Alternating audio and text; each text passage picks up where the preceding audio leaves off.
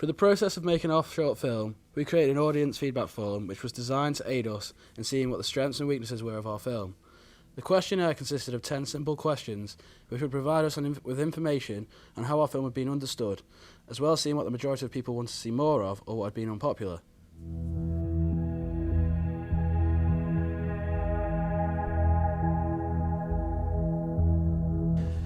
Our questionnaire began with a general question: what was your overall view on our film? We decided to go with a relatively broad question to begin with so we could gain a positive or negative response on the whole, which could then be filtered down to the problems or highlights.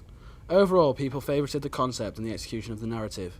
This benefits us as a group as it encouraged further development in ideas with newfound confidence from the audience feedback. I didn't expect it to be like this, nor did I want it to be. But it's the only way.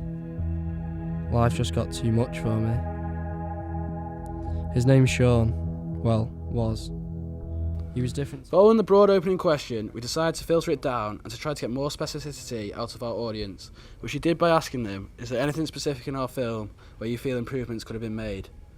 This feedback would be most significant than any other in our questionnaire, as it allowed us to recognise possible narrative flaws, continuity errors, or any mistakes that we hadn't initially noticed. It also gave us an insight to an unbiased viewpoint, as we tend to avoid criticism of our own work.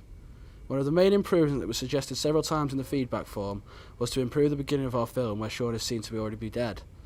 We took this on board and as a team suggested ways in which we could improve this.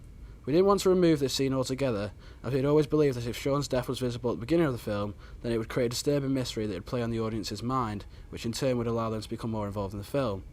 So after receiving the feedback, we realised that our concept hadn't translated as well to the audiences as we thought, so we decided to add an emphasis to the sinister vibe of the particular scene by changing the music and tone of the film and making it black and white.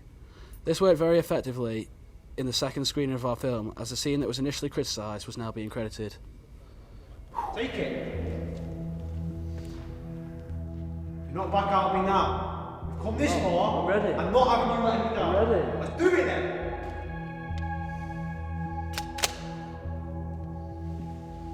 Hold it still. Trying. I want with me fucking head, not me shoulder. Trying. On the whole, the feedback agreed that our choice of music was well suited to our film. However, a couple of comments disagreed, saying the music choice should change for the gun scene. We took this into consideration, however we opted not to make the adjustment to the film, as the majority of people who participated in the questionnaire agreed that the music was a good choice. As a group, we accepted that the music, and obviously the film itself, is subjective, and we couldn't please everyone.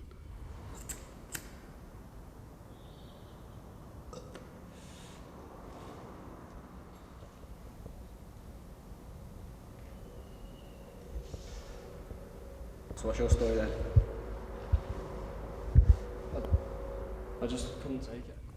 Following this, we wanted to understand if our storyline was perceived correctly. We asked, was the storyline clear? Similarly to the previous questions on the feedback, it was predominantly positive. However, there were suggestions and criticisms made. The one that stood out was about the character Jordan and his backstory. We discussed this in depth and tried to come up with the backstory of Jordan's life, but it seemed to complicate the film down the line. Instead, we opted to add a narration over the opening scene with Jordan, touching briefly on his bad home life. We applied a less is more principle to this aspect of our film, as we like the suggestion made in the feedback how we want to maintain that element of mystery and try to let the audience draw their own conclusions. It's a fucking piss take. Give it here. I knew I should have done this song. Every single person on that fucking website has been fucking clueless. Today's been long enough as it is. Question 5 and 6 rolled into each other in the questionnaire. Question 5 asked if there was enough variety with the camera angles, and question 6 asked if the editing was dramatic enough for our film. Both questions centred on the building of suspense and tension with our film, and we wanted to know if the audience could interpret that. The general response to both these questions was mixed. People who credited the editing also credited the use of camera angles. However, those who weren't entirely happy with the angles and editing gave a very honest feedback along with some good suggestions. The comment that we found ourselves reading repetitively was the idea to incorporate more close-ups and increase the amount of fast cuts. As always, we discussed as a group what to do in this situation. We decided to redo a lot of the filming and include a lot more close-ups. We found that after speeding up the editing and including the new close-ups that our film had not only had a slick professional feel to it, but the tension created was also a lot more real, which worked brilliantly in capturing the audience and in its intensity. The feedback in these two questions proved very effective in improving our film and kept us open for future suggestions. But I'll never forget his face. I'll never forget that day. All I can do is enjoy the days to come.